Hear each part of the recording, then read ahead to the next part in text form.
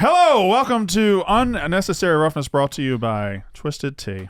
I am holding a delicious ice cold, the canned love of my life. That's what it says right here from Joshua in Pennsylvania. There's a town there, but I can't see anymore. Let me see. It might not be the same can for you or same picture. You'll like this one. Strobe? I got Joshua from Parkside, Pennsylvania. Who you got? You'll like this one, Brandon. I got Nathaniel, KJ, John, and Ashley, and they said, "Let the tea times roll." Hey now. Hey now. Kayce, what you got? I got Justin, Zai, Teresa, Antonella, Elliot, and Scotty from Santa Maria, California. What'd they say? Okay. A lot of guys. Life's good with a twist. You know, it sure is. Life is good with a Twisted Tea, and college football is better with Twisted Tea, and they sponsor this podcast. We appreciate them. They are fantastic and the best sponsor we have, the best presenting sponsor we've ever had on this show. That's a fact. That is a fact. All right. Well, it's Brandon Walker in a can. We have college football, week 51. Tastes sweaty. Right after, what was that noise? What would you do? Taste sweaty. I can't. I'm just going to talk football. You know what? No, jokes today, guys. I don't even know what that fucking means. Jokes. No. You said Stopped it. Brandon Walker in a can. She stopped. Oh, I like. Oh, okay, no, that I makes didn't sense. understand Yeah. it. Tastes fat. I was asking. Tastes sweaty. Tastes fat and cholesterol. I was just filled. asking. There was nothing wrong with that. I was asking for clarification what Yeah. that means. It tastes delicious and full of optimism, Well, and it tastes like a Mississippi State Bulldog upset. Hello. All right, now that Kayce has ruined the show and possibly the evening. Choking. You know what you just did too. But go ahead. What? Just go ahead. I'm just doing a little movie reference. I know. Joke. What? It's called, truly it's a trophy fish, Kayce. So, yeah, it's pretty big. It's pretty big. Yeah. Guilty as charged with the stories. I feel like you might know the most movie references than anybody I know. I think I'm up there. You have to be. And I haven't seen that many movies, but the ones I have seen, I've seen intensely. He's a trivia savant. Yeah. That is true. That's very true. Dun, dun, dun,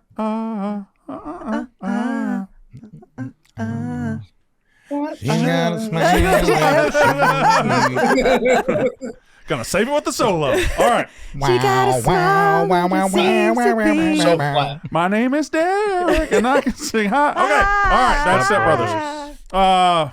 I think when it comes to Ferrell movies, That's number Step one Brothers with a is bullet. not number one. Oh, it's number one with a bullet. Oh boy, Step Brothers is definitely top 5 without question. I think Anchorman is probably number 1. I would take Step Brothers. I would go Anchorman number 1. I go Step Brothers is in top 5. Let's see. Old School is top 5. Easy. I think Ricky Bobby maybe sneaks I was in going the to say back. Talladega Nights has got to be in my top sneaks 5. in there. Elf, I'm hit or miss on. Elf is really good for the genre that it's in, but you're not watching Elf in like April. But it is like a top tier Christmas movie. Absolutely. It That's is what I'm broken saying. in. Do you let Wedding Crashers sneak in based on his 10-minute cameo No. at the end? Okay. It's like he's also very funny in the first Austin Powers. Yes. When he's like, And the second. I'm very badly burned, but I'm still alive. You shot me. But You shot me right in the arm. But Wedding Crashers is also a top 5 comedy. Yeah, Wedding Crashers. yeah. It's not his movie. But we're not counting that. No. That's a Vince Vaughn movie. The Okay. answer is the other guys. Other guys is way up there That's as well. the cinephile answer is the other guys. Like movie auteurs. Like if you asked Wyatt, I guarantee he would say other guys. Arnie Palmy alert. Arnie Palmy alert. I think Step Brothers has to be number 1 for me. I think Anchorman's 1. It's pretty good. Anchorman is It's also kind of two different types of The comedy. Witched is number 1. Anchorman is so fucking. I could watch that on repeat for a week at a time. That's what I feel about Wedding Crashers. Yeah. And Step Brothers. My favorite and The part Hangover. of Anchorman is so unprepared, and then he gets out he gets his jazz flute out and ready to play. Oh, guys, like that and people did this meme, but that was Bobby Petrino. Yeah. At Arkansas. That's such a good point. Like, oh, God. I couldn't possibly. Oh, please. Oh, okay, fine. Talk to me into That's it. LaserJet Turbo Right 28 on 1. All right. Okay, of all those movies, though, which one's the most quotable? Hold on, I gotta answer what he just said. Semi-pro is like between 5 and 10. It Semi-pro's got moments, but it's like Blades of Glory. It's kind of flawed. Michaels is figure skating. What? I think of all Will Ferrell movies. I mean, there's a lot in Anchorman. Don't get me Anchorman's the wrong. most quotable. There's not even. I feel like Go Step fuck yourself, San Diego. Yes. I think Step Brothers. I think Step Brothers is too. quotable. There's just Step everything Brothers, is. you could quote the entire movie. You Essentially. could quote all of Anchorman. Sex Panther. It's made of bits of real panther. You've had That's how the you know old it's bull, good. now you get the young calf. Huh. 60% of the time, it works every time. I'm just doing Anchorman quotes back at you. I like it. Time on catch Did we up. just become best friends? Step Brother's way up there. No, Step Brother. Every single thing they Well, say that- is. Even if there's a fire. Don't you put your balls Yeah. on my drum set. Yeah. John Stamos. All right. You don't. Why you sweating? Smoking Just watching weed. The quick episode's off to a Smoking weed with efficient Hold on, start. Johnny Hopkins. What's that? What's that? Onion? The onion? the ketchup? Onion and Taste it. ketchup. Yeah, okay. You know, God, I love you. The suit seemed pretty fucked up now. When she's at the urinal and he's like, God, you're incredible. It's the Ball fucking myself up and just ball you up and put you inside my vagina. it's the fucking Feel you Catalina moving wine around mixer. in there. The fucking Catalina wine mixer. Damn, what a film. All right, okay, all right, focus, everybody. She's right. This was going to be a shorter episode. I want to apologize. I thought I threw my back out and was dead last night, so I missed it. Also, the fact that we have a 5-man show makes me feel not bad about missing because y'all are just as good as I am at this shit, so I don't feel bad. But when I got home last night, I just laid on the couch, and at 5:30, we were doing the show at 6:45, and I just said to myself, I am not getting off this couch. I fell asleep at 6:15. You know what I thought Hell about yeah. last night when you sent I found that? out the playoff top 12 this morning. Well, Mikey Kadick was on, so we still had 5 people. But you know what I thought about when you missed the show last night because of your status of being old? You've not missed a show this year because of migraines, No, which I is haven't. huge. Like I feel like we're in the clear now. We're out of the woods because we're haven't through gotten- November. Well, it's going to be warm in Starkville. How warm? Like 75. Okay, that's better though. Yeah. Usually it's like an 85 degree Yeah. thing. What was that? Oh, it's gonna feel like 67 Yeah. degrees. Yeah. All right, so I have one thought I'd like to get out. I did it on Wake Up Barstool this morning. I'm going to do it here again. I'll let you guys discuss it, but here's my thought. What, that you're wearing Louboutins? My thought is there is a Heisman Trophy long shot bomb a good thought. hiding in plain sight in front of all of us. And when I say a Heisman Trophy bomb, I don't mean the third-string quarterback at Navy. I don't mean like somebody that's that far. But there is the best player in the country is hiding behind long odds for the Heisman, and it is the time is now or never to get in on him. Julian Sayin is plus 175 to win the Heisman Trophy. His teammate, Jeremiah Smith, yesterday was plus 4,000. Today he's plus 2,500, 25 to 1. If you bet $100 on this, you would win $2,500.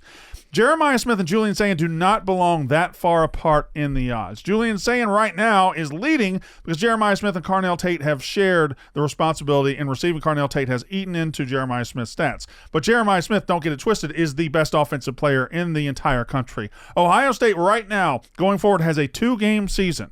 If you remember in 2021, Mac Jones putting up crazy numbers. They came into the LSU game, biggest game of the season. Devonta Smith goes crazy, 200 yards receiving, 3 touchdowns, one-handed catch in the end zone. Bing, bam, boom. He's the Heisman Trophy winner. You've got 2 games.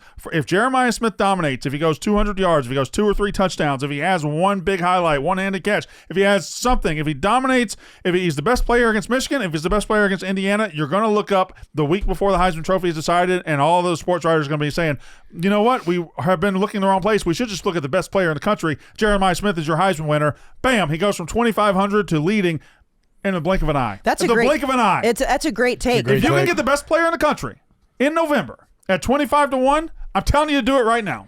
When do they? Isn't it known that a lot of Heisman voters put it in before championship weekend? But though? they can't. They're not going to be able to do it this year. I hope not. Because the SEC guys, whether it's Marcel Reed or whether it's Ty Simpson, will be playing all the way down to the championship That's fair. game. The Big Ten guys, Fernando Mendoza and the Ohio State guys, will be playing in the Big Ten championship game. You will not be able to decide until after those games are done who the Heisman Trophy winner is. They shouldn't anyways, but I feel like some of them Some years it can be over. Last year was Travis Hunter or Ashton Jeanty in a title game? Ashton Jeanty was, right? But Travis Hunter wasn't. No. So some years you can, some years you can't. This is going to be a year we don't have a favorite. We don't really. I know Julian Sayin is the favorite, but he hadn't run away and hidden with it.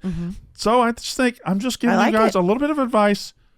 There's Jeremiah Smith is hiding in plain sight. I'm sure Ev loves it. What do you agree with it, Big Ev, or do you think Julian Sayin is going to run away with it? No, I agree with it. It was something I kind of been like keeping tabs on for the last couple of weeks, and then Sayan has kind of just gotten like a bigger and bigger favorite.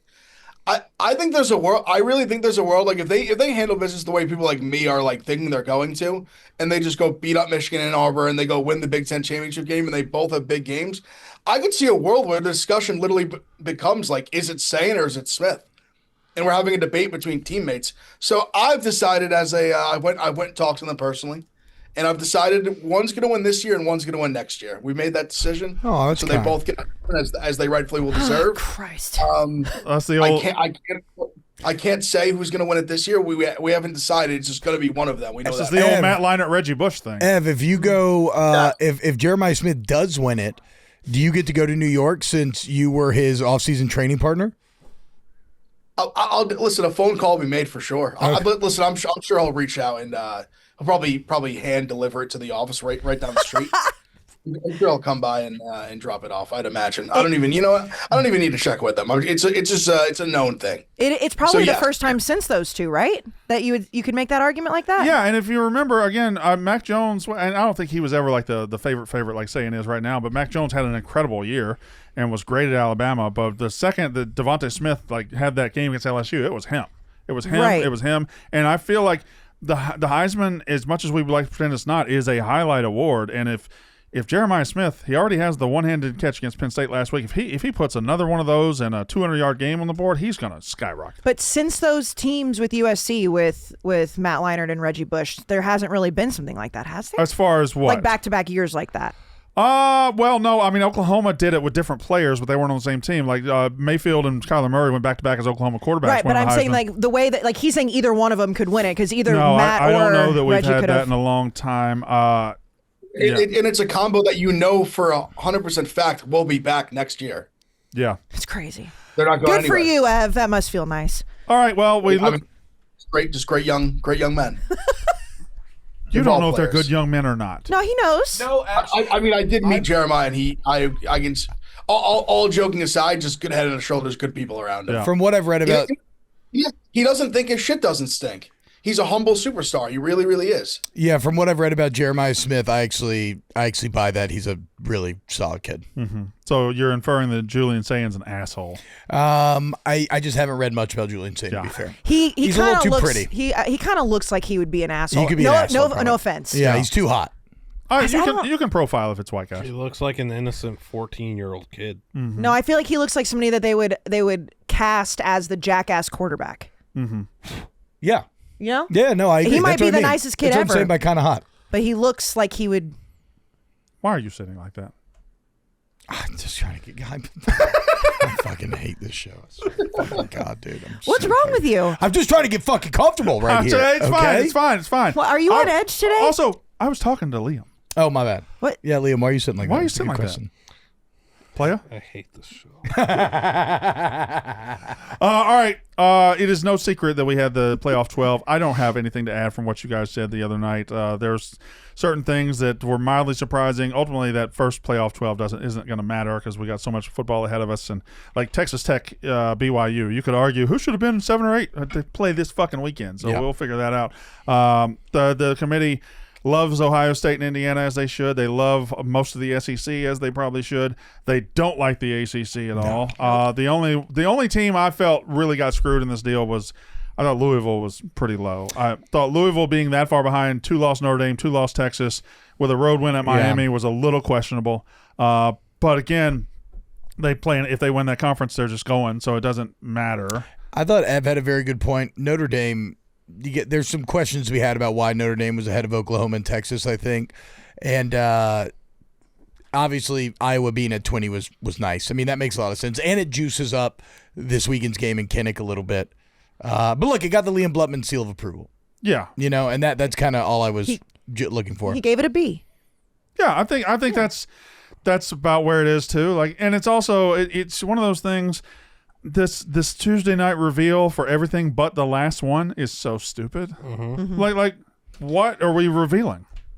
What are we revealing? And the only first playoff poll that ever mattered was the very first one in 2014 when Mississippi State was the first number one in the history of the playoff. That's the only one that matters to this day. To this day. Okay. Liam also made a good point last night, which we did notice. They didn't dick around last night like they normally do. They got straight to it. Like they were flying through it. They didn't do the whole, well, we're going to pause and take a commercial break and then we're going to do 5 and then 4. They just were like, fuck it, here's your rankings. Brandon, you went to sleep at 6:15. That show was they were through with the rankings at 6:15. No, 7:15. But yes, it was. I don't know time zones, whatever. You live in this one. Yeah, but you could be in that other one. Yeah, that's true. You live could. so far away. Maybe I thought you was on the east. Time zones go east to west. I live north and south. I don't know. You're doing a lot of directions right now. Me and Liam aren't really direction We're guys. not directions guys. But I know I know what the USA looks like. I know where the states go. Okay, it feels like you kind of betrayed me there, Liam. I was coming to your defense because I don't know where the states go. So that's kind of fucked up. California's all the way on the left. I was just, but seriously, that show got zooming through. There was no like, oh, we're gonna do this 3-minute commercial break and then come back and show the first 2 and then go to our studio and talk for 5 minutes before we go to the next 6. It was straight up, here's 5, here's 5, here's 5. Robert better not say anything to me or I'll drop that motherfucker. Drop that motherfucker. I'm telling you, it's the I was most going to be dropping in Step Brothers quotes the entire time. It is so quotable that Ev is right. It is every single line you could quote. Not eat that white dog shit. Pam? Yeah. Pan. I believe I can help with this Pam thing. We talk about depth charts, power rankings, and playbooks all day, but who's got a playbook for your finances? That's where Experian steps in, your big financial friend. Your BFF helps you find ways to save money, track your FICO score, monitor your credit, and even match your credit cards that fit your game plan. And here's a clutch move. Some of the cards are labeled no ding decline. That means if you're not approved, your credit scores can stay safe. They don't teach you this in school. They should. Maybe they do now. We're all a little bit older, but they don't tell you that if you try to apply for credit cards and you don't get them, it does go against your credit score, which then makes the next one even harder to get. So the no ding decline cards are huge with Experian. And it's like having a financial coordinator in your corner minus the headset. Take control of your wallet and apply with confidence. Download the Experian app today. That's EXPERIAN. Wow. I said that too fast. You got it. Yeah, Experian app and meet your big financial friend today. Applying for no ding decline cards won't hurt your credit scores if you're not initially approved. Initial approval will result in a hard inquiry, which may impact your credit scores. Again, your BFF with Experian. I like the kid at the dinner too, just playing along with. What's this guy's deal? What's this guy's deal? What's this guy's deal, man? All right. It's like you're masturbating in a time machine. All right. So don't talk about masturbation. That offends me. Sorry, go ahead, Brandon. He's right. Our habits Somebody's are a little not your defensive culture. today. Habits are not culture. Anyway, so we look forward this weekend, right? And we've got the Big Ten is finally delivering us a decent game. Oregon at Iowa. But the Big 12, I think, has the game that we're going to focus on the most here. BYU, Texas Tech. You got A&M, Missouri, which is technically a ranked matchup. Does that feel like a ranked matchup to you? Well, now that the College Football Playoff put Missouri where they did, kind of. I mean, are you nervous about that at all? On a third-string quarterback who is a highly talented freshman. Yes. Okay. No. We'll get there, but no. No, I don't think it should be. There is never going to be a game that I go into in November. That's fair. Being too cocky. The stakes are too high now at this point. Well, I'm also like, I can't be like Ev, where I didn't win the national title last year. Like, I can't be cocky yet. I can be cocky when we win, which is what I do, and then everybody is pissed about it. But I can't be on a Thursday being like, fuck yeah. I'm Big Ev's in that spot where he's just waiting to see what the final score is so he knows exactly what to talk about. Sounds like a boring season. Go ahead, Brandon. But T-Bob, does it make you a little sad that we are in November, LSU is about to go to Alabama, and this game has complete also-ran status? I'm not joking. Why would that make me sad, Brandon? Why would that make me defensive and generally perturbed at all? Because that my favorite game of the year that generally has my blood boiling out of its skin, has me walking around fully erect, ready to bust my head through a wall at any given second, doesn't fucking matter at all because my program's a joke, my team's a joke, my NFL team is like 1 in a million. My NBA team is like 0-12. Zion's got his fucking hamstring hurt again. I have everything in life to be happy about. I got winter around the corner, stare my fucking dick down. I don't know shit about surviving in the winter. I'm great. Okay, so since you did ask a question in there, I will answer it, and I will not answer it sarcastically. But the reason I was asking you about it is because at the beginning of the year, you did do a celebratory dance on the grave of Alabama football when all they did was lose a season opening game, and you came on here and you were like a preacher, and you were just preaching, and you were doing their obituary and their eulogy, and you were dancing on their grave, and you're saying Alabama football is dead, yada yada yada. You even riled me up to thinking it. And then Alabama football did not die. They won 4 ranked games, and LSU football is the one that actually died. They're the ones that went out and died a slow, painful, agonizing death week after week after week, losing to teams like Ole Miss, losing to teams like Vanderbilt, and then they ended up firing their coach, and it's a complete shit show with their governor stepping in. They don't have an athletic director anymore. The complete soul of the state and the school has been ripped out, and that's what I was really asking about. You can cry on this if you like. And here this goes, the fucking Grim Reaper Texas A&M shirt. We do have an athletic director. Oh, I forgot you hired one today. Y'all made up a name, right? No, they... What's his name? Verge Osbury. He was at the center of the Les Miles scandal. Is that an anagram for something else? He was at the center of the Les Miles scandal back in the day. The terrible scandal that was embarrassing for the school and the state. Yeah, I actually like Verge on a personal level, but his name is Verge. Verge Osbury. But like that's his full name. I'll be damned though if this motherfucker didn't little finger just. He's been playing this game for a long time. Mm-hmm.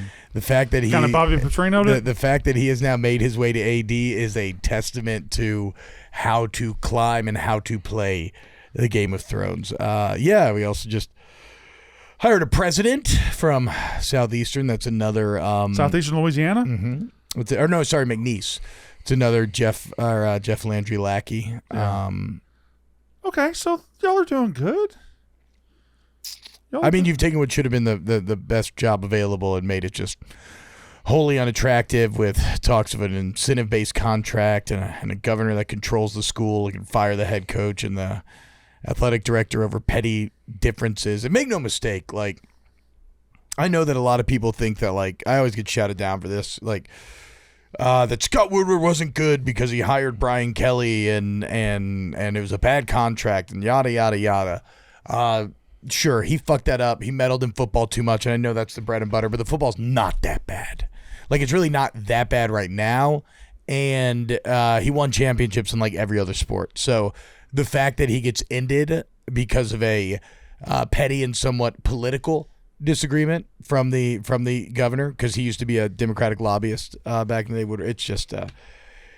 Things are dark, guys. I don't fucking know. I'm sitting like I don't know. I don't even fucking like sports. So back to the original question: does it make you? Me and Kelly Keegs are gonna do a Harry Potter podcast. So look forward to that. That's gonna be awesome. Harry Podcast. Yeah, Harry Podcast. That sounds like it's about something else. That's a good name. Yeah, I'd listen to Harry Podcast. Harry Podcast. Yeah, it's a Bush-based podcast. Presented by Skims. Yeah, we just presented by Skims. We just talk about Bush 24. It's an hour long each episode. No. Yeah, so that's, I don't know. The one thing I would say is that I am a little bit thankful to be in this job now because y'all don't know the pain of being a local media person that covers one team when things go this badly. I mean, you gotta gear yourself up for 15 to 20 hours of weeping and gnashing of teeth every fucking show. Who are you talking to? Well, yeah, that's your beat. I forgot about your beat report pass. Yes, that is fair. I apologize. We love to make fun of A&M being there. I worked that local beat for a while, too. How long? A&M? I didn't know you worked in A&M. Yeah. I thought you went straight to Boston. No, Texags. Oh, okay. I worked for the athletic department for 5 years and then worked for Texags for 2. I didn't know that. I just thought you were... so y'all do know the pain then. So I'm kind of glad about that. But yeah, things are... I did Sports Talk Radio. Things are not good with me. I just thought you were skating by on your looks. My bad. Things are not good. I didn't think you were talented. You know what? Thank you. Well, thank you for telling me that you think I look good.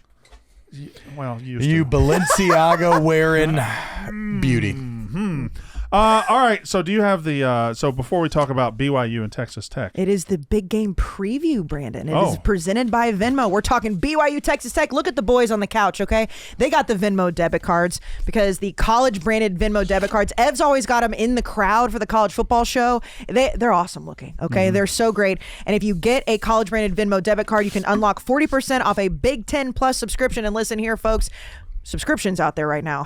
It's a lot of drama. You can get 40% off the Big Ten Plus subscription, a free year of Perplexity Pro, and cash back with some of your favorite brands, all while showing school spirit with custom card designs that feature select Big Ten and Big 12 colleges. Again, look at those boys. Look at the boys on the couch. I don't know how this is going to fit in my wallet. Do y'all do tap to pay? I love tap to pay. Boop. Tap to pay. Score more with the Venmo debit cards and access fan rewards from Big Ten Plus and Perplexity Pro. Sign up at venmo.com/collegecard today. No monthly fee, no minimum balance. Max cashback varies. Terms apply. The Venmo MasterCard is issued by the Bancorp Bank N.A. And this week's Venmo Big Game Preview, which is a pretty damn big one in the Big 12, the BYU Cougars versus the Texas Tech Red Raiders. So we got BYU number 7 at Texas Tech number 8. Yeah. Texas Tech currently hovering around a 9.5, 10-point favorite. This is something similar we saw last week when Cincinnati was at Utah, and Utah was the 10.5-point favorite or something like that. But BYU is a team that seems like they are always fighting for respect over the last couple of years. Nobody's really completely bought in on them, myself included. So my hand will be up on that one. And then Texas Tech, a team that went to Utah earlier this year, won 34-10, and seemed to take the mantle of best Big 12 team before they ended up losing. They've had some quarterback injuries, but Baron Morton is now back. But it sets up a de facto Big 12 championship game that isn't the Big 12 championship game, that could be a preview of the Big 12 championship game that isn't the Big 12 championship. Like, there's a lot of layers to it, but ultimately the Big 12 is handing us a top 10 matchup in Texas Tech. And T-Bob, I'll start with you. When you're Texas Tech, you know that old saying, this is why we lift those weights, this is why we do all these things, the games like this, moments like this. This is why you go out and buy those players. This is why you go out and flex those muscles. This is why you go out and invest that much to set up moments and games like this in your home stadium with everything on the line. Yeah, I mean, look, I think that to me, how I frame this game is in kind of narrative terms.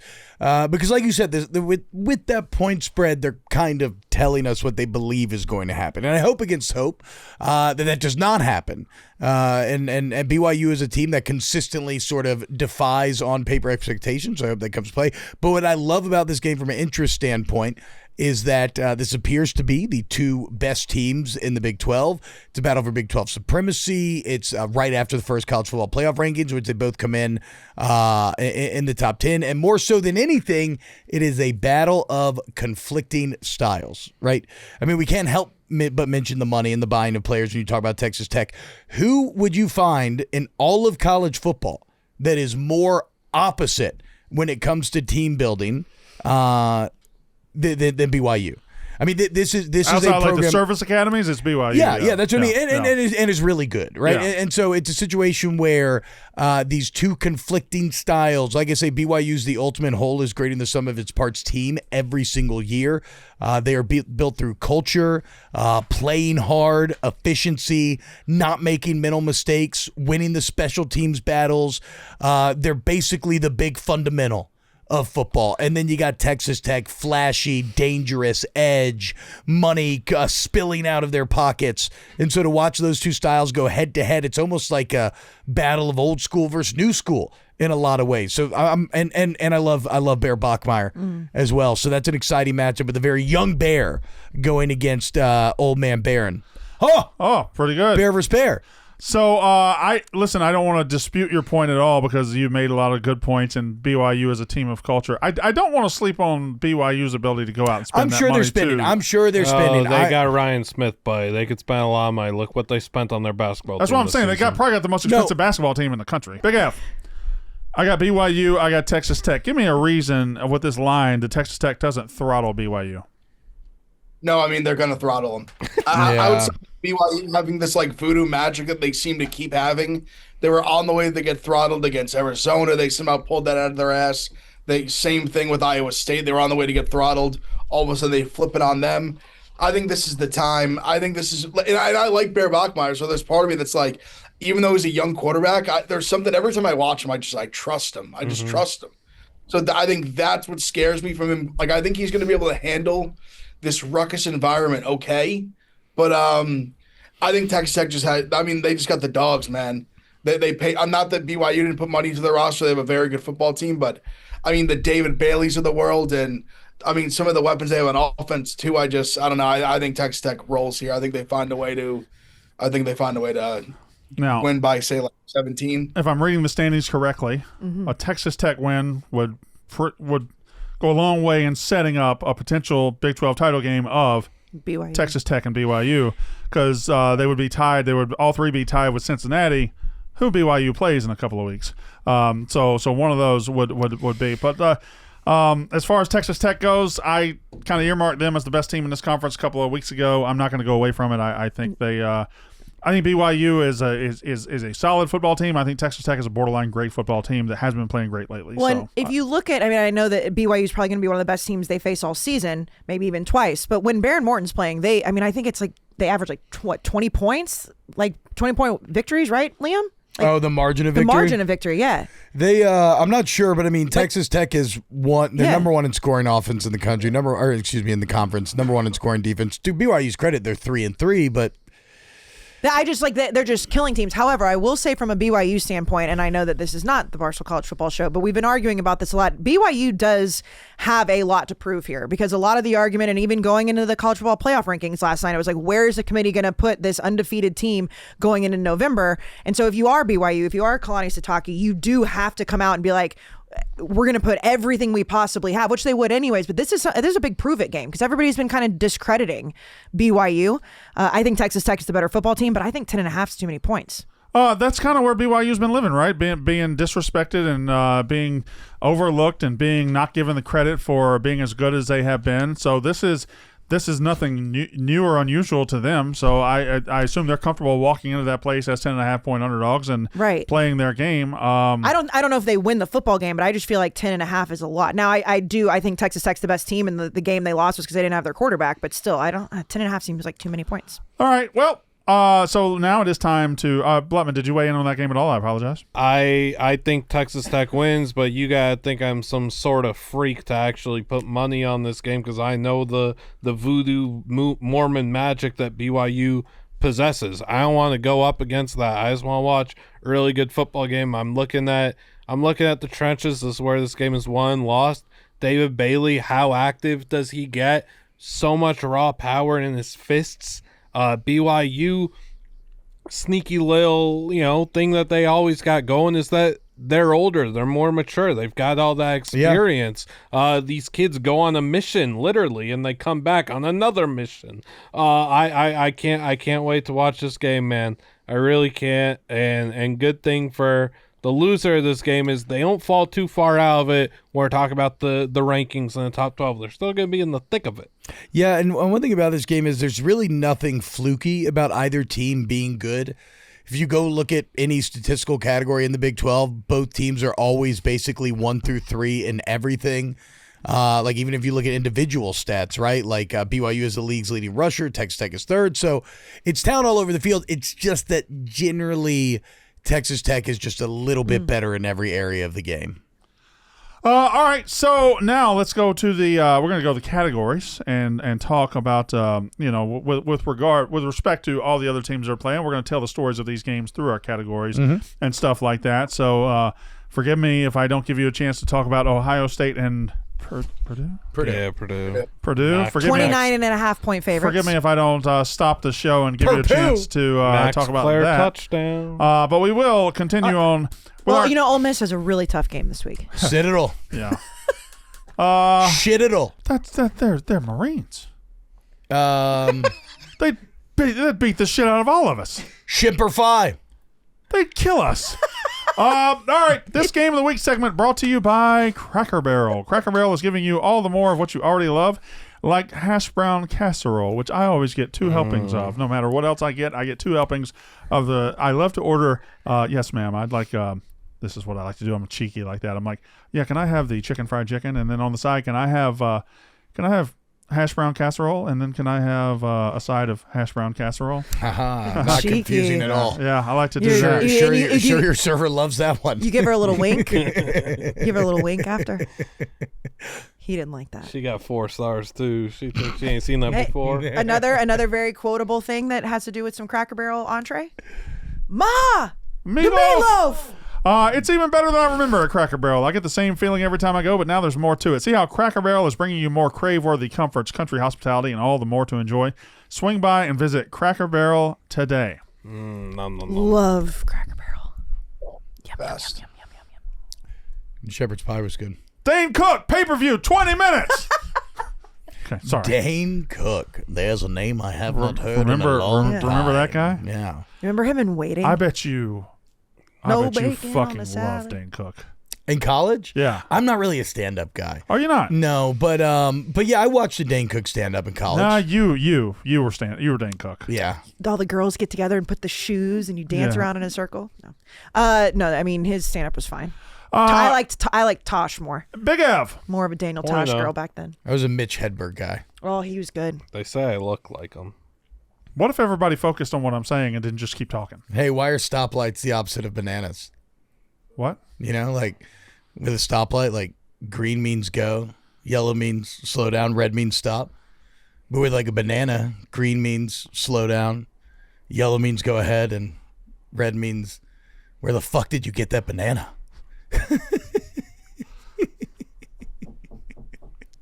That's an old Mitch Hedberg joke. I did see that one. Where the fuck did you get that banana? Stop cussing. Oh, what are we? Okay. What a Big Ev. What is your Cracker Barrel game of the week? My game of the week, I got to go Oregon and Iowa. Yeah. I think that's the game that is the most intriguing to me because I think we found ourselves in a world here where we're not quite sure what Oregon is right now. I don't think if you watch them this year and especially watched them recently, we don't quite know. And I think Iowa's a pretty good football team. I think going to Iowa, we saw Indiana struggle there, almost lose that game. I think this is a big-time litmus test for Oregon. I think Iowa hangs here. I think this is a serious game. I actually like Iowa with the points, but I think this is the game of the week. I think Oregon's going to have to earn this one. I'm going to jump in right now and say with my full chest that not only are you right, this is the Cracker Barrel game of the week, Big Ev. I'm gonna see your Iowa hangs around, and I'm gonna raise you. Iowa beats this team on Saturday. Listen, Iowa. I talked about BYU being the most disrespected team in the country. How about 6-2 Iowa being unranked in the AP poll? You go to Iowa, no matter what they are every single year, going to Kinnick Stadium, especially the later in the year you get, the darker it gets, the worse it is, the trickier spot it is, the tougher spot it is. And now Oregon coming halfway across the country. Oregon, who just their big win. I was looking at the stat the other day. There are like 6 ranked teams that haven't beaten another ranked team. Oregon, one of them. Their big win is Penn State, which they won in double overtime. Penn State not aging well at all. Different Penn State, but we can get into that. How do you know? How do you know? Because they were fully healthy. They still had the belief that they were a good That team. team lost the very next week to UCLA. It was Happy Valley. That at team night, lost the very next week to wide UCLA. Oregon going halfway across the country to a place that's tough. Indiana barely got out of there alive. Indiana, I think, is significantly better than Oregon. And I think Oregon going to Kinnick is a nightmare matchup for this team. And I think Iowa gets them. Iowa's gotten a lot better teams than 2025 Oregon in Kinnick Stadium, and I think they do it again this time. Kayce Smith, what's your Cracker Barrel game of the week? Well, are you doing this No, game as I was well? going to say, I think it almost, I mean, Liam will probably upset the apple cart here, but I feel like this is He's going to be a try-hard and say an FCS game. Yeah, right? Yeah. No, it's this Tarleton. game. It's this game, and there's so many different things that you can look at. I think Oregon wins this game. I think it is going to be close, and there has been some Iowa disrespect. Although, I don't know, and Liam, you can say, is Dante Moore 100% healthy? Let's look it up. I know that he got banged up a little bit against Wisconsin. He's had a little bit of T-Bob time. have this one. Okay, it looks like Dante Moore. Yeah, sure. Yeah. He's scanning his medicals right Doing now. a good job. Yeah. Yeah, he's good to go. Good Yeah, podcasting. no, he did get a little bit banged up, but Doc. That's my favorite thing to quote is "What's up, Doc?" Oh God. Yeah. Can I ask a question about Dante Moore? go for it. Is he 100% good?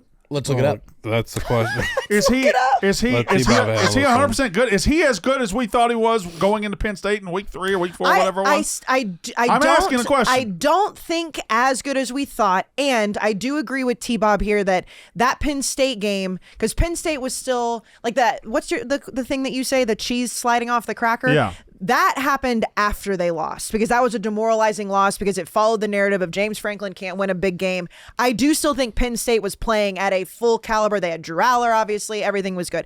I feel like Dante Moore is still a very good quarterback, just not as... He's the 3rd highest rated quarterback in the country. You look up his game log, he's still been good. He was pedestrian against against Wisconsin, but they only threw the ball 15 times. And it was in the rain. Weather was it was bad. pouring rain. I'm asking a question.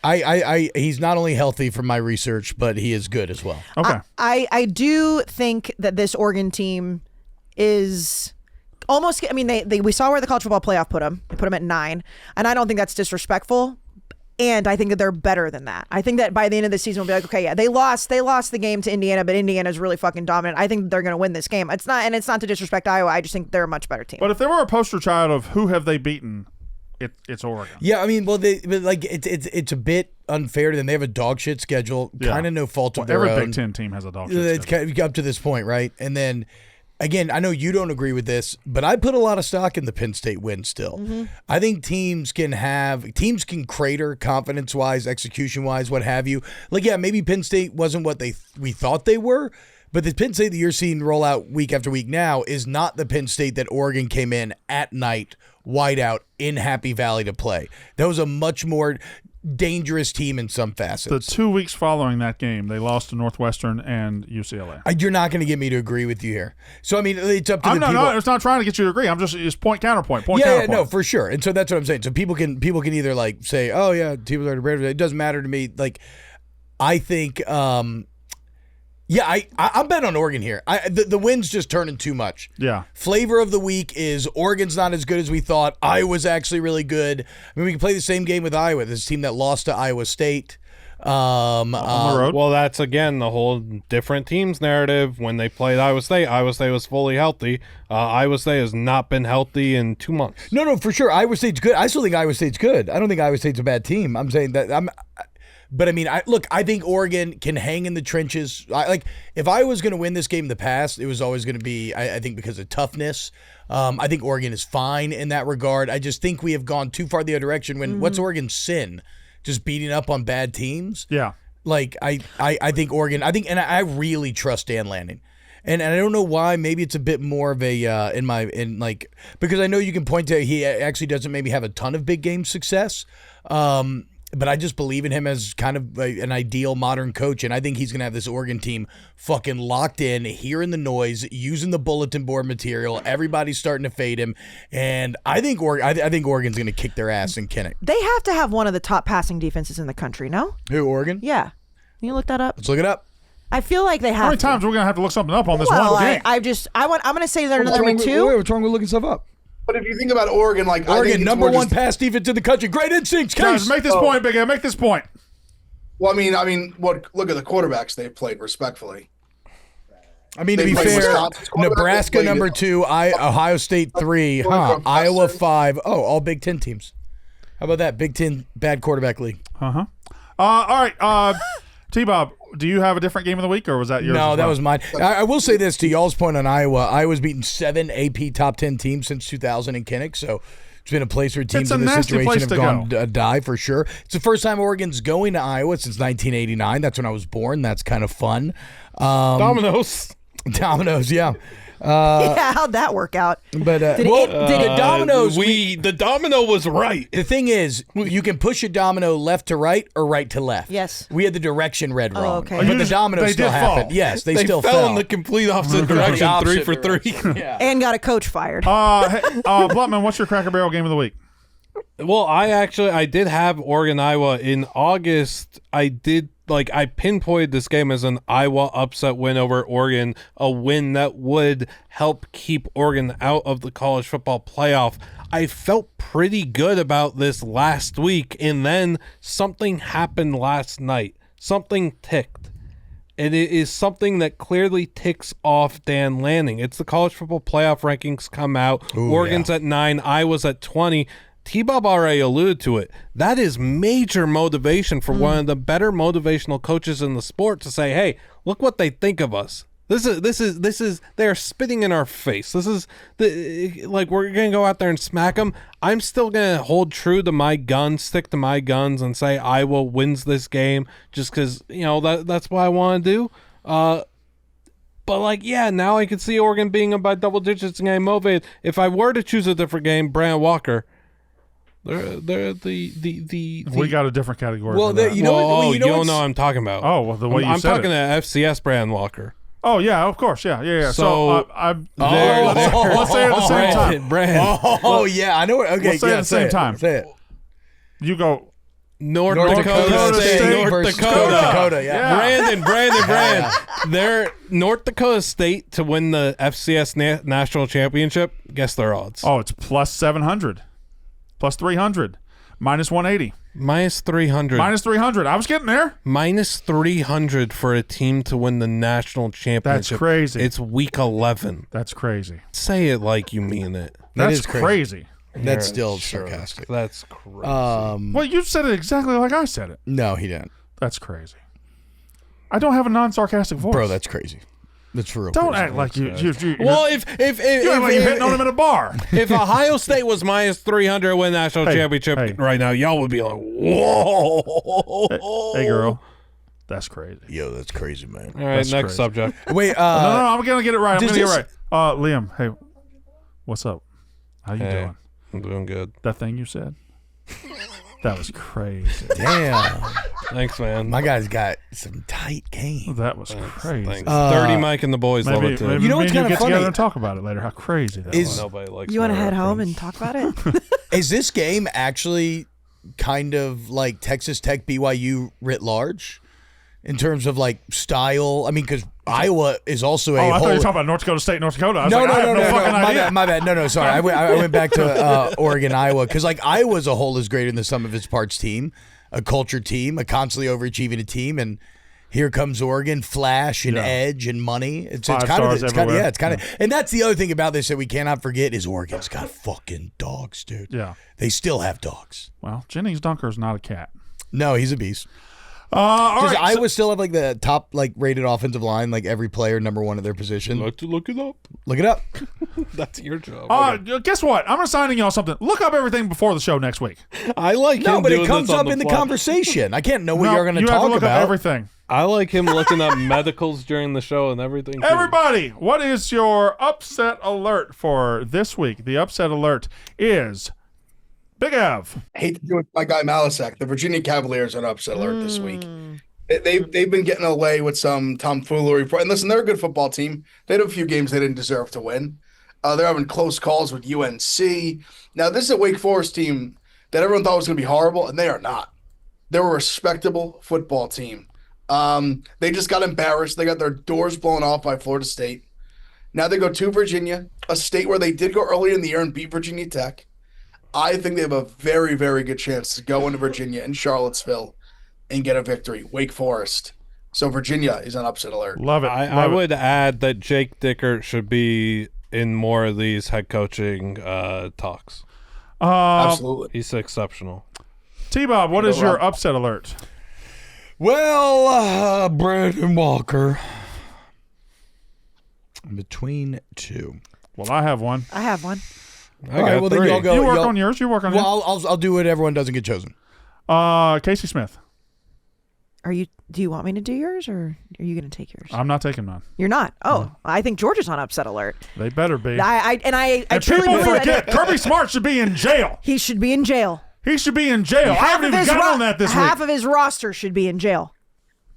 8.5 points? You kidding me? Listen, 7.5 points, whatever it is. 8.5. It's 8.5 now. it's 8.5. They got so much respect. This is for not. you. This is not just because we're going. This is not just because I'm on a show with you and I love you dearly. Other than 1 week a year when we play each other, I truly believe that this Georgia team has been skating by. Now they show up, and obviously we've seen this offense show up when they need to, but they still start a little slow, Brandon. They still start a little sus. They still some things. They're just a little. they're not Georgia-esque all the time, I guess I should say. Mississippi State, they're right there, Brandon. Right there. You guys got the win last. You got your first SEC win on the road. 3 plays from 8-1, Kayce. And you look at what happened a couple weeks ago. We don't have to talk about old shit, okay? You were there. Jeff Lebby and the boys aren't letting that happen. No, and he also said it wasn't my fault. I heard that. Yeah, I said it wasn't my fault. Did you warn him that he should not come on the show this week? No, because you know why? And T-Bob was right. This is the week that Mississippi State and Brandon Walker take down curses, take down preconceived notions. Right. We're breaking down the walls. Yep. Listen, this is a golden ticket game for the Wake Up Barstool curse. I've got a golden ticket. Like, it's going to solve everything. Yeah. It'll take that curse, it'll smash it to smithereens, and all of a sudden nobody will be able to talk shit anymore. This was one of my 2, by the way. The golden ticket from the movie Alice in Wonderland. How about the game being at 11 a.m.? Love it. Pro or con? Love it. I think after the nighttime pain, But 11 a.m. Georgia coming a couple states over. They're going to wake up and not in their own beds. They're going to wake up. They're going to just like stumble out of 45 bed. minutes away. It'll be 11:30 before they realize they're even in a game. So I almost Listen. got sniped in a sleepy 11 a.m. kickoff in Starkville. It can be odd. it's tricky. Gunnar Stockton has looked really good at certain times when he needs to, right? Yeah. But he's also, and I know Blake Shapen. He can make Gunner's some. awesome, I think. I know Gunner's very good, but I'm trying to hype up Brandon right now. my Okay, bad, yeah. You Blake don't need to. I'm hyped. this is my upset alert though. Okay. Blake Shapen, he makes some decisions sometimes you're like, but that man is tough. Yeah. He's got that leadership going. Balls okay, of steel. And Kirby, he's just kind of a whiny bitch. Should be in jail. So listen, 8.5. It's a lot of points in Starkville, Mississippi. Slow start for the Georgia Bulldogs. They're not even going to know what hit them because all the noise outside chanting for Brandon Walker, they're going to be distracted as fuck. You guys are going to win the football game. Blutman, what is your We're doing research. We're looking it up. What is your upset alert? I have 3. Oh my God. Well, one of them is Iowa over Oregon. We already talked about that. People do forget Iowa was kicking a game-leading field goal with 2 minutes left against Indiana to go up 16-13, missed it, everything collapsed. People do forget that if Mark Gronowski doesn't get hurt that day, they beat Indiana. A lot of the narratives about the sport are changed forever. I have A&M on upset alert as well against Mizzou. I don't know if it happens. I'm just saying be very wary of it. That's fine. He just said upset alert. He's a hater. This Matt Zoller's kid, I said last week, he was my player to watch. They were on a bye. Yeah. Like I like what Zollers brings. Cassius Howell's going to eat that man for breakfast.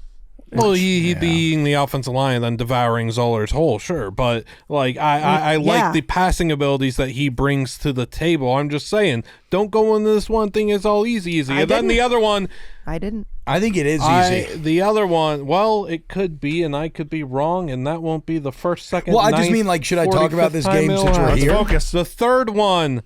Interim head coach bump, Auburn over Vandy. Yeah, that was mine. That was gonna be mine as well. Yep, It's time. I'm sorry, Ev. It's also, time. Vandy gets it was a cute story in the words Why of do the you great, get 3? in the words of the great Brian Walker. It was a great story. Stop talking. I shattered my picture. Oh my God, there's glass everywhere. I didn't know there was a picture from I get 3 because I create great moments on this show. Great moments. No, stop doing 3. We shouldn't be doing. No, let's just hop in. Oh, Mr. FCS boy last week. Let's just hop in. I get 9 FCS picks. I didn't tear up a bobblehead, did I? No, TJ's alive. It's okay. Look, Brandon, there's glass everywhere. There's not glass everywhere. It's I have mostly on glass the in my frame. neck. You do not have glass in your neck. Prove it. God damn it. Said ow. But I mean, look, he's right. I think one thing that we didn't talk about. Did y'all see the social media post from the Auburn player when Would have been Hugh so Freeze? much better if I did it. By the way, we'd have a clip. So much better. Oh, I would have been, I had a whole thing about Hugh Freeze. Whole thing. Brandon, Oh, you if could you I'm gonna do a eulogy. Okay, do it. my No, brother in Christ. It won't be the first time we've done a eulogy on this show. If you don't think that we have a clip out of that, because the last time you threw a fit when I picked Nebraska and you looked like my 2-year-old freaking out. All right. New Wait, rule. that's good. New You're going to rule. beat Georgia now. You're going to beat Georgia New now. rule. You broke the glass of what went wrong. You broke the glass Glass ceiling. of the past. New rule. You're welcome. If you have 3 or 2, Look at those you have to headphones. do one of your turn, and then you can come back at the end and do the others. Okay, sorry. You can't keep taking everything from everybody. Sorry, Mr. Walker. Make the rules more clear next time. Yeah, you should make You're it a selfish more podcaster. Wow, I'm sorry. He didn't mean that. He's just lashing I out. hate this show so I know, much. it's I rough. want to go start my own college football podcast at the Ringer. Into it. Let's call it necessary roughness. No, I want to call it Face Mask. Oh, okay. I'm sure. That's the worst name.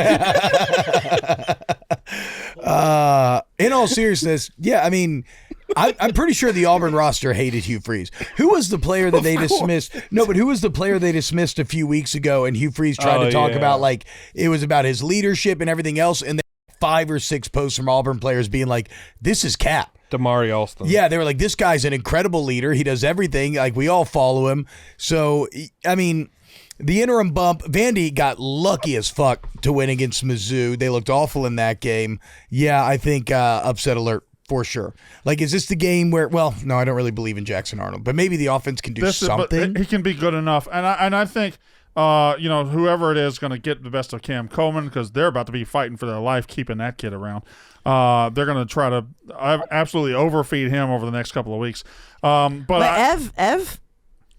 I saw some things about Cam Coleman. I've been seeing some things, Brandon. Oh boy, yeah, that's great. Let's do Jeremiah Smith on one side and Cam Coleman on the fucking other. That'd be great. Hey, Cam, you dipshit Jackson Arnold throwing to you? How's the Heisman Trophy winner? You want him to throw you the football? The smart. Hey Cam, you want to come be our number 2? And that's exactly what he's going to do. He's going to get $2 million to go be a fucking number 2. Oh, Brandon. You want to be number 2? You want to be Igmeka Igbuka? Does that sound good to you? You want to be a first-round draft pick? And I said number 2. Hell, with the way you guys, Chris Olave? he might be the number 3. All over a draft pick. You want to be Carnell Tate, who looks unbelievable and is going to be a top 10, 15 pick in the draft. You want to? He's a smug prick, isn't he? Yeah. You can come do that. God, that's Cam, come on down, Cam, and also Brendan and Liam. I should say I agree with you. I'm scared of this spot. Yeah, it's a terrifying spot. My whole thing is Diego Pavia plus points is the best bet in football. He's not plus points here. He's laying points. Also, He's not fighting for how your come money. nobody ever talks Saturday. about Eric Singleton either? He was fucking awesome at Georgia Tech. Because they haven't done anything with him. They can't throw the ball. No, I know. I'm They're saying, but like, wasting him. no, I agree. I guess what I'm saying is like, Why don't you talk about him the way you talk about Cam Coleman? well, yeah, not only is the potential for Coleman to be unlocked here, but like, hasn't Singleton been a better receiver? He's a freshman All-American. I think he was All-Conference last year. Like, He's a stud. yeah, they got dogs that are ready to unlock, and Auburn's defense has been good all year long. Yeah, I think Vandy could be in trouble. So that here. was your other one, T-Bob? So we all met on that one? Yep. Hey, do your thing though. Do my thing, what? Your The eulogy. eulogy. And everything. Bring what you got. You'll never get it. Oh, my God, I broke Brett Favre. Look, Brett Favre. He just right out of his shoes. Brett Favre is nothing but shoes. It's actually so funny. Brett Favre's just a pair of shoes now. You knocked that man right out of his That was my sneakers. favorite athlete growing up, but that hasn't aged well. Yeah, I had his jersey as a youngin. Yeah. My favorite athlete growing up was Bobby Hebert. Yeah, that's aged well. He looks great. Yeah, he really does. I need more Bobby Hebert in my life. Have I told you that? He's coming in town in a couple weeks. I don't know if he'll be here during the week. Maybe he can come back. I want to get him and Stu Feiner in a room like we were talking about this morning. On Okay, this well, just couch. go ahead and let me cash out my Barstool stock before you do that, because this place will blow up. This place will. No, we'll get canceled for real. that would be a meal with those two. Just sit there and listen. All right, so so that was upset alert. We did it all, or No, Liam has his third. Do You your got another thing. Do yours. No, I'm good. Go ahead. Come on. No, do yours. I got it. I'm good. You know what? You know what he's doing right now instead of Your eulogy? eulogy. You know what he's doing? A boo-hology. How about you stop pouting? Come on now. I'm Come not proud on. of it. It's not a funeral. It's a funeral. Let's go. Liam, I didn't really have it. Let's continue. I'm so sad. Wait, what was your upset? It's Auburn It was that Vanderbilt. game. No, he's saying he didn't actually have the eulogy. Yeah. Got it. Enter the room, dick first. Blue Chew isn't just a tablet, it's a cheat code for your crotch. Stronger, harder, longer lasting, just like someone gave your downstairs a pep talk and a gym membership. Blue Chew is the original brand offering chewable tablets for better sex. This ain't just a supplement, it's an erection resurrection. Oh, guys, this isn't just about performance, it's about legacy or third legacy. Give a group chat something to talk about. You know, when you lay it down, they're talking about how it gets up. Nothing makes you more of a legend than a little Blue Chew. Discover your options at BlueChew.com. We've got a special deal for our listeners right now. As always, get your first month of Blue Chew free. Just use promo code Roughness at checkout and pay $5 for shipping. That's it. Join Blue Chew's mission to upgrade humanity one thrust at a time. Head to BlueChew.com for details and safety info. And big thanks, big ups, booyakasha, to Blue Chew for sponsoring the podcast. Remember, guys, too, no doctor visits, no embarrassment. And let's talk about embarrassment, because if you're having a problem that you're embarrassed about, but then you're too embarrassed to address the problem. You create a vicious cycle where the problem just exacerbates and continues. So don't be embarrassed, okay? Go get Blue Chew and get hard. All right, the under the radar game of the week. Big F. I'm going to go Friday night. We got a few good ones Friday night. Northwestern USC. Woo. USC's a team that I think they're not really getting talked about. They have a path. And listen, if they play Oregon a few weeks, so we find out this weekend maybe Oregon's not as good as we think. Maybe USC has a path, and also a Northwestern team who it's a really tough spot for them having to go all the way to California. Good chance they get out athleted. I don't know if that's the way you say it, but who gives a shit? They've been playing some good ball lately. I mean, they should have beat Nebraska. They went and beat Penn State on the road, and that was with Drew Aller was healthy for 95% of that game. They've been playing some good ball lately. If they can run the football, if they can slow this game down a little bit, I think they can hang here. I think this is a really good game, really underrated game. USC Northwestern, Friday night. T-Bob Abear. Yes, sir. Under the radar game of the week. Under the radar game of the week. Well. Would you look to my right, your left? This man right here. It's got to be Nebraska at UCLA, a resurgent UCLA, a Nebraska in the throes of despair, wrapped up in disappointment, once again falling short of all of their goals, and now they got to go on the road to the Rose Bowl at night and take on this, or I guess like mid-afternoon, and take on this UCLA team with Jerry Neuheisel and Skipper? I don't think so. UCLA, hungry, angry, ready for revenge. Is that a bear? Yeah, dude, it's a Bruin, the baby bear. I'm gonna put Will Compton on a skewer. Yeah, fuck Will Compton. Me and all my homies hate Will Compton. I love Will Compton. Okay, never mind. We're gonna be him easy. You Couch Boys are trying to do this duo thing, but you're not always on the same page. No, not today. Not today. We're always on the page. But yeah, it's Nebraska UCLA. Kayce, the under the radar game of the week. Well, it should never be under the radar, but these two teams have been just absolutely disgusting this year. It is Florida State at Clemson. Like, these two teams going into the season, if you talk about November the 8th, we're going to be seeing, that's right. That's this week. Yeah. They were whispering over there. We're talking about. No, we're doing our thing. Okay, y'all do your thing. They're Okay. doing. They're I thought they were preparing for the first episode of Face Mask. Okay. I thought they were like questioning whatever. No, okay. So Florida State, Clemson. Florida State's 4-4. Clemson's 3-5. Just absolutely disgusting. And it's under the radar because it should be. But at the same time, I mean, who's worse right now? Florida State or Clemson? Dabo's down tremendous. I just can't believe that we're going into this weekend and these teams are as bad as they are, which makes it under the radar, but also kind of one of the under the radar games you want to sit and watch a train wreck. That's kind of the way I feel about it. Liam, the under the radar game of the week. I was going to say, I won't do that. Whoa. I caught myself. Do whatever you want. No, because I was going to say two of them. Please. So one of them. Please. San Diego State at Hawaii, Saturday night. Get a chance to watch San Diego State, who could very well be the group of 5 rep. Get hit to them now. Great defense. Chris Johnson, one of the best cornerbacks in America. That's why I had T-Bob research. Look it up. Chris Johnson's a stud, future NFL player, decade maybe. By the way, Chris Johnson right now, the number 1 rated cornerback according to PFF in the entire country. I told our boy John Gruen go and watch some tape 2 weeks ago. He's getting hip to it, no big deal. Kelly Jones, that's my answer to that. Kelly Jones, you know I'm a fan. He's not on the Thorpe list. Well, he was on the Liam Blutman player to watch list in August. It's unbelievable he's not on the Thorpe list. He's probably the best cornerback in the SEC. He's so well. Mansour is. I don't care. Brandon, what's your under the radar game? Why don't you relax? I was setting you up. Okay. It's already been said for another category. People keep trying to do this partnership thing, and y'all don't really seem to be on the same page. So. I don't they're like not her. on the partners list. Okay. Yeah. That's not what you said last night. Whoa. When did we talk about me liking you last night? I was asleep at 6:15. You called her. Sleep call. You were on drugs, remember? Yeah. It was said for another category. And I don't know what it was, but it was said for another category. I think Wake Forest at Virginia is an under the radar game here. There are certain records. I remember the other day on WUB. Remember T-Bow, we were talking about. Dave made the point that if you ask anybody in the world, would they know that the Carolina Panthers are 5-4 in the NFL? And nobody would know that. They wouldn't think. Do you think anybody knows Wake Forest is 5-3? No, I haven't thought about Wake Forest since the slow mesh went away. Right. I don't think anybody in the world, anybody in the country knows that Wake Forest is basically putting together a decent season here, and they're not the dregs of the football like we thought they were going to be. But they're at Virginia. Virginia, I guess it was upset alert for Big Ev. Yeah. But it was, Virginia is number 14 in the college football playoff poll, Yep. and they have been living dangerously for a while. They won by 10 last week, but they didn't win by 10 last week, and then they won by a point the week before. Like they are absolutely asking for it, and I think Wake Forest could give it to them. This is under the radar. Let's add another element to that game. Jake Malasek did impulse buy a flight and tickets to this game. Yeah, That's not that. Yeah. I feel for my boy Jake. That could be bad. And when it comes to guys at Barstool, I would like to see suffer at the hands of their team, because God knows everybody watches me suffer at the hands of my team. Oh no, Jake Malasek is high on the list. He's so sweet. What? Jake is so The fuck did sweet. you say? I think of him as being pretty sweet as well. Yeah. You don't know him.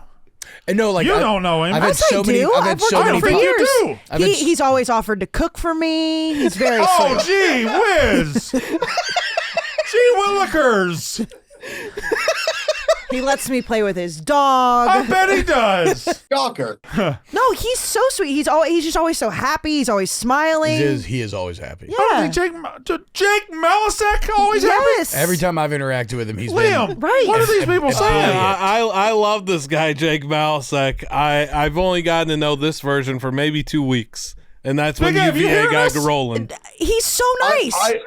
I love Malasek, and I do think he's a nice guy, but at the same time, he's someone who I guess from afar, like we text, and he's been good to me with the Gruden stuff and give me the scoop on Will Howard. I love Malasek, but Kayce being like, oh, he cooks for me. He went off for to hold cook on, for me. he- I'm like, yeah, He offers to cook for me. his dog. Like, yeah, I'm sure a million guys have done that. Aw, thanks, Ev. That was cute. Sure. No, he's a sweet kid. I love Malasek. I prefaced when I said they were going to get upset that I hate to do this to my guy Malasek. I love Malasek. You judging guys based on them letting you play with their dog or offering to cook for you is what's gotten you in a lot of trouble. Well, that might be Sweetie. true, but also don't call me sweetie. Also, though, you have to remember the assholes that I deal with around here. So if someone's nice to me, God fucking forbid. Guess what? Jake Malasek is one of those No, assholes. he's not. Not to me. Don't worry, honey. I'll cook for you. Don't call me honey. Relax, sweetie. Wait, I thought we were cool with honey and sweetie now. Not coming from either one of you. No, okay, it's got to be from like Kelsey or your version of Kelsey. Travis Kelsey? Yeah, on the new album. Oh, There's no, the whole no, song. No. There's a whole Calling song about somebody, that. calling somebody honey in a non-patronizing way. Yeah. But that's not what you just did. Hey, You weren't actually calling me honey, I and you meant weren't it's- actually calling me sweetie. That's mean. I meant it sincerely. honey. What's the next segment? DraftKings. That's what the next I segment was is, honey. talking to Brandon. The rivalries, the marching bands, the upsets. Saturdays are made for football, and the DraftKings Sportsbook is celebrating college football's game of the week with a special profit boost for all customers. Opt in for the game this Saturday, and you'll score a single-use profit boost token for the game. Whether you're betting on your go-to team or an underdog, Saturdays are yours to own with DraftKings Sportsbook. I hate to say this too, we don't really have that many left, which is crazy. College football, I mean, we're in week 11, so make sure you go get the single-use profit boost token on the DraftKings Sportsbook. Use promo code ROUGH, ROUGH. And boys, on DraftKings, we will have the Dog of the Week. The Unnecessary Roughness Dog of the Week parlay Go for presented it. by DraftKings. I will start it off. And when you're doing a dog parlay, who do you start with, boys? The Bulldogs. Yeah, the Bulldogs. Motherfucking dogs. At home. The Mississippi State Bulldogs plus 8.5. I'll ask you a question. Who are the best two teams against the spread in this country? Big Ev, do you know the answer? Maryland. Nope. They were last week. No. Let's look it up. Ohio State and Mississippi State. Woo, buddy. Both 8-1. Both 8-1 against the spread. Mississippi State plus 8. We're 0. Well, I think we're 7-0-1. Oh, excuse me. Okay, so you guys will technically be the best, but we're 8-1 against the spread. The only won the road game against A&M that got away from us in the second half. But otherwise, we are right there. We've been in the spot before, 7.5-point dogs at home, and we. Anyway, Mississippi State plus 8.5 is my pick for the Dog of the Week parlay. Who's with me? T-Bob? Yeah. Oh, okay. Like, who's with you on Mississippi State? No, 'Cause who's that was going to be mine. Who's with me on the parlay? Yeah. Okay, me. Yeah, I'm in here. By the way, I'd like everyone to know that I did push last week, but whatever. Well, you can do it. You want to go? No, I got kicked out. T-Bob, you're ruining you're ruining my momentum here. All right, Iowa. Iowa. Even though I actually think. Wait, you said Oregon's gonna kill them? Yeah, no, I think that, but I couldn't come up like what I guess. Okay, so here's my thought process here. I think that personally, I seem to be in the minority, and so No, you're not. Trying to be strategic here because I didn't love anything else that I saw. I really didn't. And so yeah, I'm gonna go Iowa plus the 6.5. Also, Iowa 5-2-1 against the spread this year, so they've been solid. Big Ev, you with us? Yeah, I mean, Brendan, I would say I love Mississippi State this week. Thank you. They were circled at 7.5. They're double circled at 8.5. I also like Iowa. There was a team last week got a big win. SMU. They go to a sleepy spot up in Boston this weekend. Boston College. They gave Notre Dame. I don't know if I doubt anyone watched. I bet them plus I think 25.5. They gave Notre Dame everything they could handle last week. This line is just coming down for a reason. Boston College with the points at home against SMU. 1-8 Boston College. Damn. Get in the trenches, fellas. We're cashing. Get in the trenches. I adore that pick. It's a good I pick. think that's a fantastic It's a great pick, Ev. They might give them a scare. They might give them a scare to win the football game. I actually like them outright. So it is Mississippi State, it is Boston College, it is Iowa, and that pays at plus 584. Thank you very much. $100 wins you 584 of them. All right. The player to watch this weekend, we will start with Kayce Smith. Well, Brandon, we've talked a lot of shit about Penn State. Understandably, they're pretty shitty, but they're playing Indiana this weekend. And we talk about the Heisman. Julian Sayin is the Vegas odds favorite right now. Fernando Mendoza's right there too, and I want to see him absolutely put up crazy numbers against Penn State. And I'm carrying the water for Indiana on this podcast. We had Mikey Kadick on last night. I think that Indiana is right there with Ohio State, and I expect Fernando Mendoza to absolutely feast on this Penn State defense. Penn State's just down so bad, and if you're going to put up numbers against a team right now, and you look the way that Fernando Mendoza has, I think that he's going to have just an absolute hell of a game to keep his name and probably get even better odds after this weekend. Heisman Mendoza. T-Bob, who's your player to watch? So I haven't got to talk about this game yet. So let's go to Texas A&M at Mizzou. I started to believe in A&M a few weeks ago on one of those Monday shows. We all kind of did. We came around and said, they've got a 4-star hand on that. I think they're real. So I truly think they're the third best team in the country. And I think Mizzou is flailing a bit right now. I mean, if you look at Mizzou's results through the year, when was the last time Mizzou looked really impressive? Because the Alabama game, its close final score, did not look that impressive in a lot of it. Maybe the win over Kansas. So now you're telling me you're going to be starting your first true freshman quarterback since Drew Lock started in 2015, and he's going against this Texas A&M defense that's third in the league in sacks with 32 of them things, and specifically a freshman quarterback with Cassius Howell, the SEC sack leader, Monster. 9.5 through 8 games, the only player in the SEC averaging over a sack a game.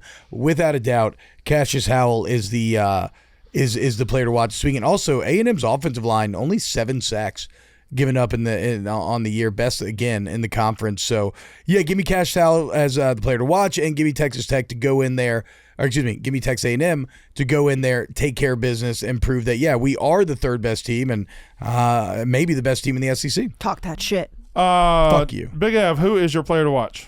I would say quick to further your point, T-Bob. I mean, they looked pretty bad against Kansas as well. They were down. Yeah, for sure. They finished strong, but it was like 42-31.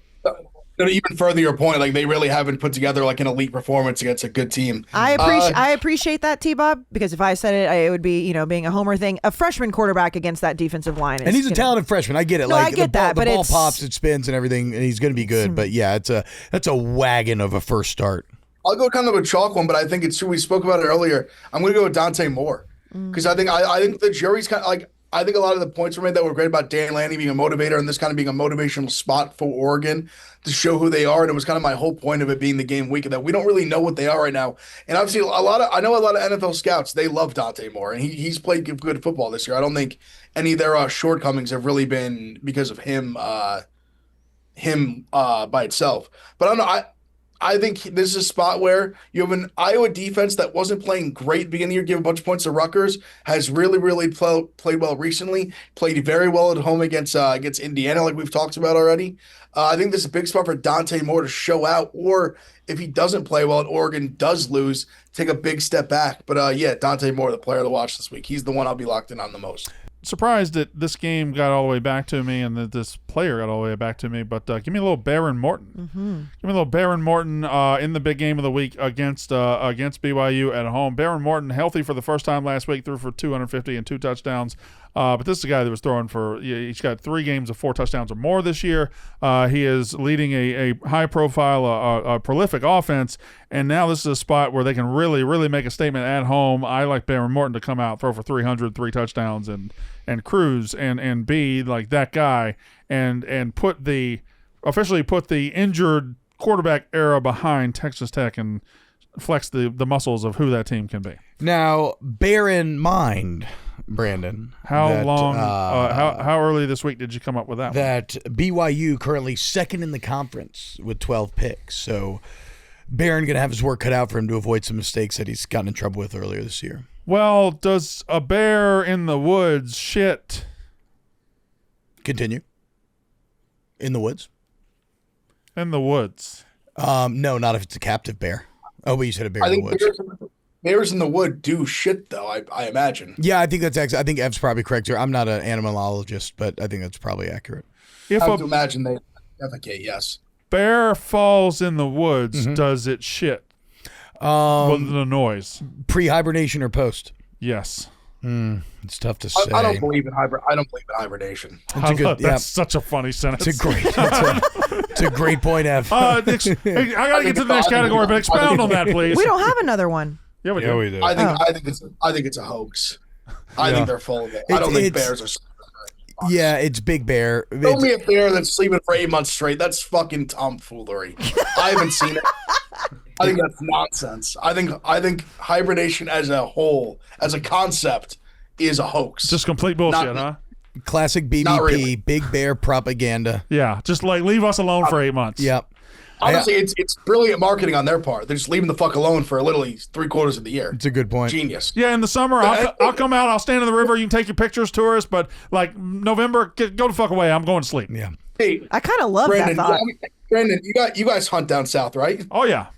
You don't. What's a great move to keep hunters from shooting you? Say you're just gone for 3/4 of the year.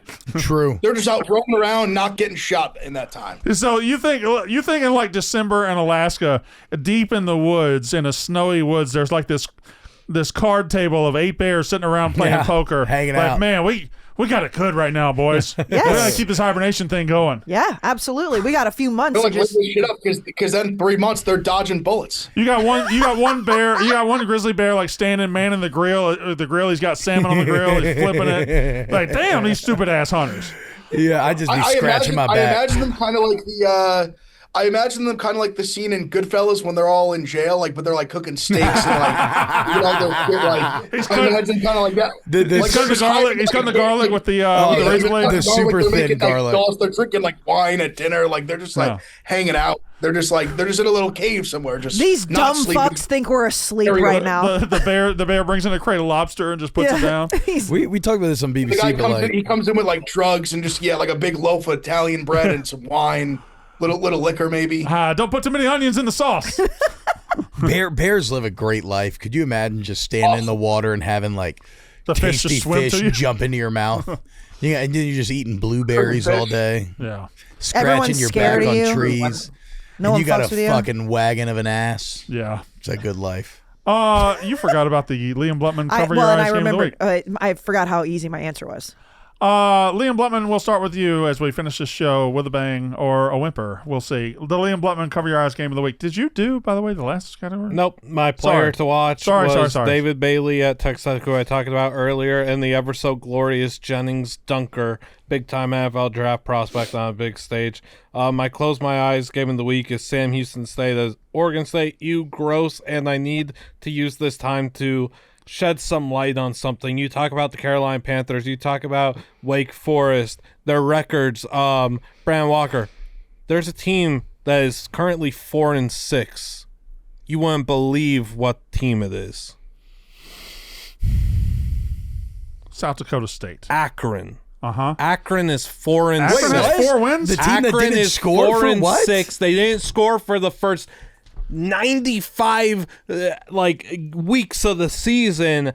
They are banned from the postseason. Do not forget that. Akron has 2 games left on their schedule versus Kent State at Bowling Green, both winnable. These Zips could go 6-6 and not play in the postseason because of the academic progress rate falling to 914 in the 2023-2024 academic school year. That is not right.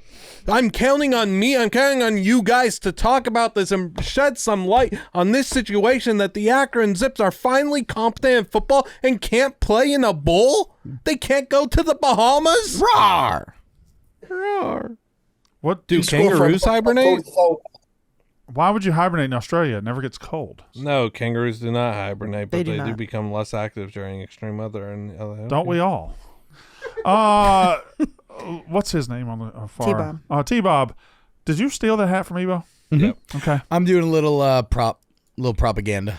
All right. What is Go your Dukes. cover your eyes game of the week? It's one that Kayce talked about earlier. Maybe it's an under the radar game. It's FSU Clemson. I have no desire to watch it. I've put both those teams firmly out of my mind. And again, it's just an exercise in highlighting how crazy football seasons can be once they play out. That a game that many of us would have thought, especially after that week 1, because we still thought maybe Clemson was good, even though they lost. Like, this should have been deciding the ACC potentially. And yet now here the ACC sits as a one-bid league with their 2 most storied brands looking like dog shit. I'm not going to watch. Big Ev, your Liam Blutman Memorial cover your eyes game of the week. It's Ole Miss Citadel. No disrespect to the troops, but anytime Ole Miss plays a cupcake, it's just bad football. They kind of just show up, go through the motions. Or maybe if they do show up, they're just going to kick the ever-living shit out of them, and you'll want to turn it off in the second half. Ole Miss Citadel. Gross. I would be remiss if I didn't say it, but the internet's on fire right now with Florida fans bragging about yesterday the gambling odds for Lane Kiffin to be Florida's next coach were plus 200. Today they sit at minus 150. Some Jimmy Sexton's stirring down there in Gainesville, whether he's just getting Mr. Kiffin a raise or he's if it's real. But Florida fans are paying attention. Well, speaking of Florida fans, by the way, do you know who Florida plays next week? Next week? Yeah. Well, they play Kentucky this week because that's my cover your eyes game of the week. That's just trash football across the board. Who do they play next week? Ole Miss? In Oxford. Oh, that's spicy. Yeah, he might switch sidelines during the game. And let us not forget what happened last year. Like when they lost that game is what took them out of the playoff. Florida Kentucky is just bad football, bad. And I know it's the line is close. I think it's like 3.5. But Kentucky, like whatever, you got to win last week. Florida, they fired the coach. Like who wants to watch Mark Stoops coach a football game right now? I almost did a clean sweep here with cover your eyes game of the week because I wrote down 3. 2 of them have been said already. I had FSU Clemson. I had 0-8 Sam Houston State against 2-7 Oregon State. But I'm going to settle with Colorado at West Virginia. PU stinky pants. Whoa. West Virginia's coming off a massive fucking win, dude. Ranked win, Rich Rod back, freshman quarterback. Come on now. They're still not fun to watch, and Colorado is giving depressing. Up 4,000 yards in the last 2 weeks. They are awful. They're bad. Prime's probably. He took Pat Shermer off play calling duties. That's not the problem. Juju Lewis is starting at quarterback. He got demoted from offensive coordinator to quarterbacks coach. Yeah, Juju Lewis, quarterbacking who next year? UCLA, Georgia, Georgia Tech. Heck if I know. Yep. Anyway, that's it. That's enough. We'll be back Saturday night with your recap of this week of Mississippi State's big win, of LSU's big win over Alabama. Oh, I can't even do we even talk about that game? A little bit, hours ago. We didn't. This short show went an hour and a half. Where's the location we're going to be on Saturday? Starkville, Mississippi, But the where? amphitheater, right outside the junction, catty corner from the stadium. Squidward. Between the stadium and the frat houses. We're going to be looking at the frat houses. SEC Nation will also be there. They need to come see us. Yeah. Is Laura there? She is, yeah. I've never met her. You want to? No.